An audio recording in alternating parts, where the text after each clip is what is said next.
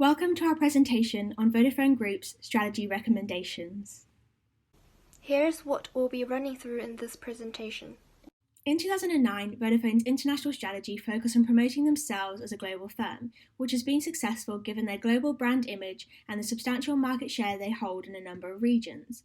The One Vodafone strategy of a standardized technology across all markets was largely unsuccessful and ultimately failed.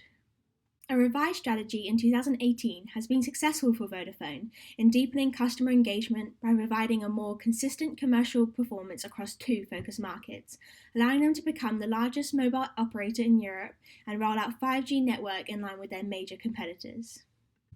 Vodafone Group has adopted a differentiation strategy of focusing on the quality of their offerings rather than providing cheaper prices.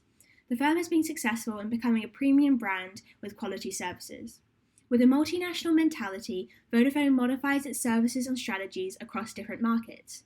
A resource-based view best describes Vodafone's strategy, as it focuses on its internal strengths and weaknesses to differentiate itself from its competitors and provide the best customer experiences. A key underlying focus is on reducing costs and boosting revenue. For recent Vodafone news, they have appointed Richard Mooney as the Chief Strategy Officer in an effort to rebrand their company. This comes in light of how they want to rebrand to be a more digital Vodafone, where they put more money into R&D to help with their system and operations management supply chains to further enhance customer experiences. And this is also brought along by Anomaly with their partnership and how they hope to center Vodafone into being a global leader in the telecommunications industry. Here are some of Vodafone's competitive advantages.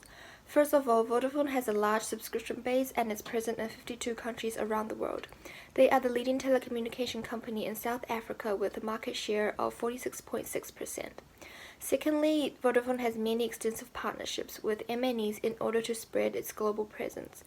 Thirdly, they are the global market leader in the IoT system. In terms of competitors in the market, Reliance Jio overtook Vodafone as the largest mobile service provider in India through alliances and affordability for customers. We've got this snapshot here from Vodafone's latest annual report showing their performance in the last 4 years. We can see, due to their cautious capital management led by the current leadership team, that they've increased their free cash flow by 12.2%, and in the most recent year, their global revenue also increased by 3%. Critical issues that Vodafone face today are, firstly, the emergence of new technologies.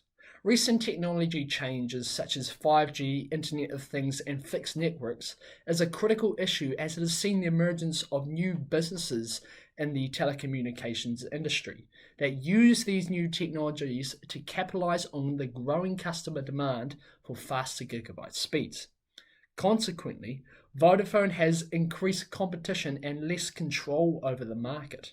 So, for instance, the European telecommunications market now has 4 leading mobile network operators, each providing a wide range of options with new technologies like 5G. Thus, as technology change brings in more competition to the market, Vodafone's market position and revenue could be damaged, as they could fail to provide the services that their customers want and what their competitors can. Therefore, new technologies is a critical issue facing Vodafone today. Secondly, the COVID-19 pandemic is a critical issue as it places Vodafone at risk in a wide range of areas, and here are some examples of those risks. Firstly, there is a risk of having delays across Vodafone's supply chain.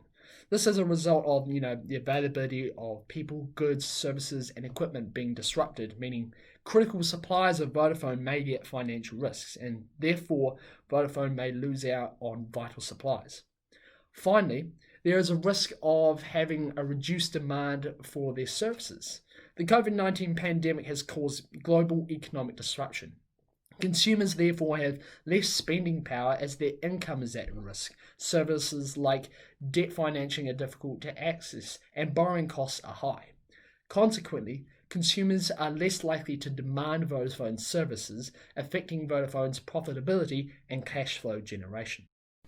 So for Vodafone to achieve some success in the telecommunications industry amid the COVID-19 crisis, they need to be able to integrate both of their previous strategies, so the strategy of innovation as well as cost cutting. Previously alone, they would not work together because innovation meant that they weren't able to focus as much on the finances, and just cost cutting meant they weren't able to invest in R&D and focus on innovation within their own company, their technologies. So by integrating the two, it means that they're able to form a hybrid structure where they're able to cater to both of their needs within the market, as well as remain competitive within the market. Because by doing so, it means that they're able to deter new entrants from emerging within the market, as well as entering the market itself. And they're able to get a greater cost advantage because they're a global and international company. So they'll be able to cover these costs through economies of scale. Secondly, we think that the Vodafone structure is quite vertical as for an international company. They should adopt more of a more horizontal approach where the head office doesn't make all the decisions and that their subsidiaries have a bit more power.